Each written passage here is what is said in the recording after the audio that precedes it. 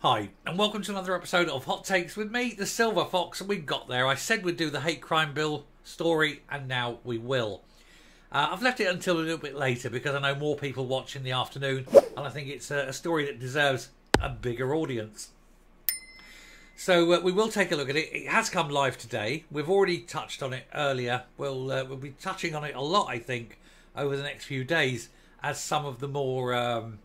let's just say extreme aspects of it become more notable. People will be complaining. There'll be undoubtedly a lot of articles written on it.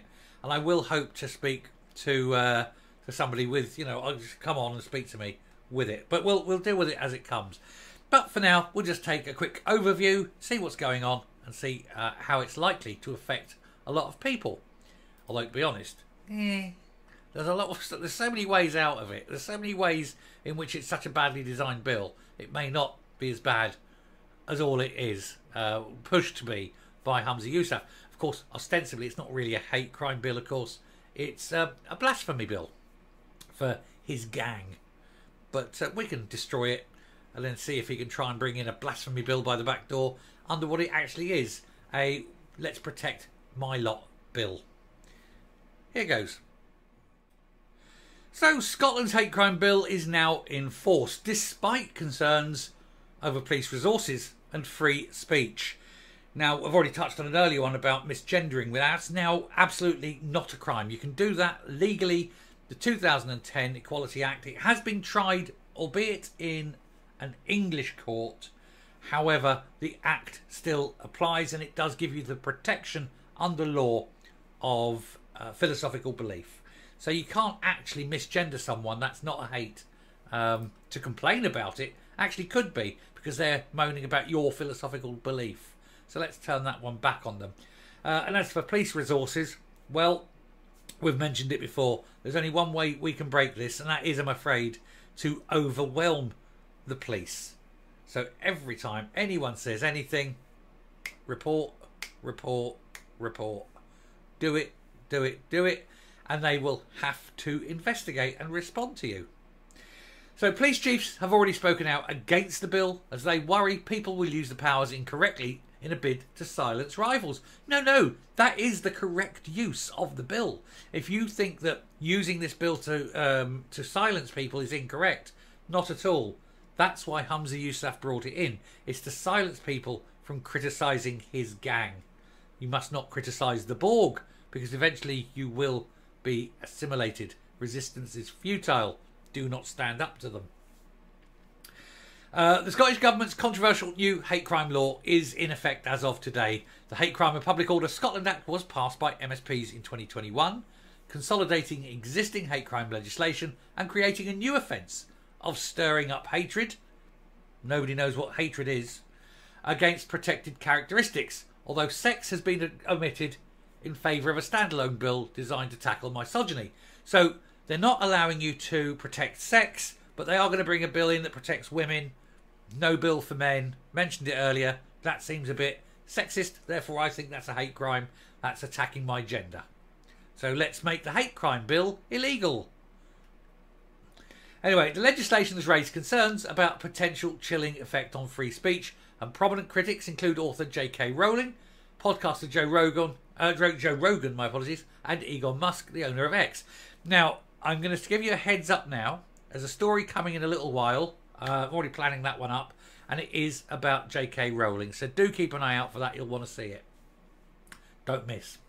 Anyway, the Act has also prompted police officers and chiefs to speak out, with many fearing their time will be taken away from tackling more serious crimes. The Act has also raised the ire of policing bodies, with the Scottish Police Federation claiming training for officers is not enough, and the Association of Police Force Superintendents raising complaints about the legislation being weaponised for political purposes. Well, apparently, over a third of current policemen have yet to receive the training that they need for this legislation. So they're bringing in a law, that only about 2/3 of police actually are aware and been trained on. So, you've got a 2 in 3 chance of getting a cop who knows what he's talking about. He'll still get it wrong, but you've got a 1 in 3 chance of getting a cop who hasn't got a clue. Make it up as you go along. Anyway, in a letter to Holyrood's Justice Committee, they said the law could be weaponised That's what we want to do, guys. We need to weaponise this law by an activist fringe. That's us. We become the activists. We become the activists for sense, for sensibility, for logic, for reason, for reality, and to show Humza Yousaf what an absolute bellend he is. Scottish Tory Justice spokesman Russell Findlay, who, along with his party, has been an ardent opponent of the law, said officers would rather tackle real crimes and keep communities safe, rather than having to investigate malicious and spurious complaints.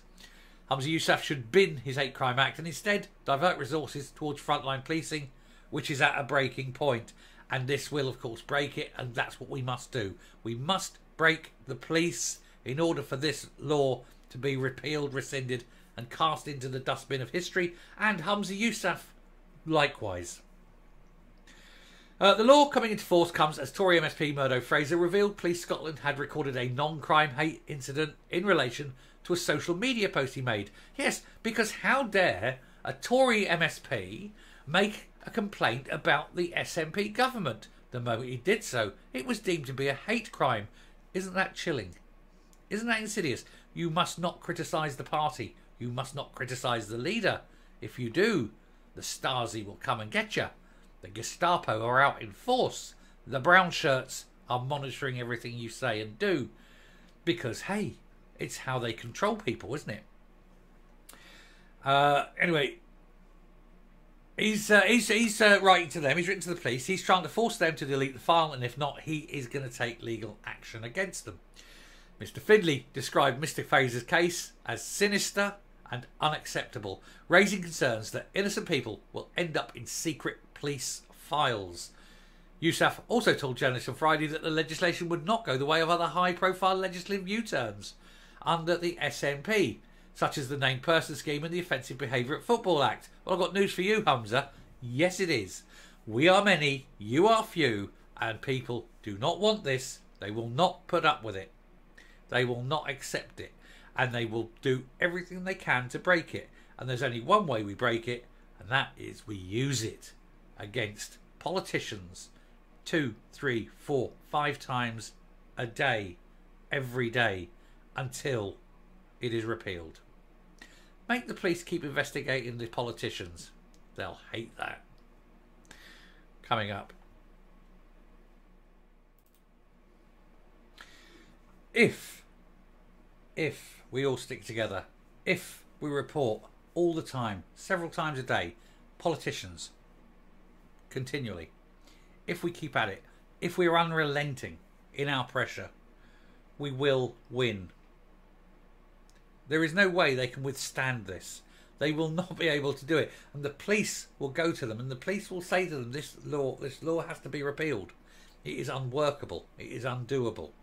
At the very least, Alistair Jack should be stepping in and saying, look, this is ridiculous, we're not allowing it.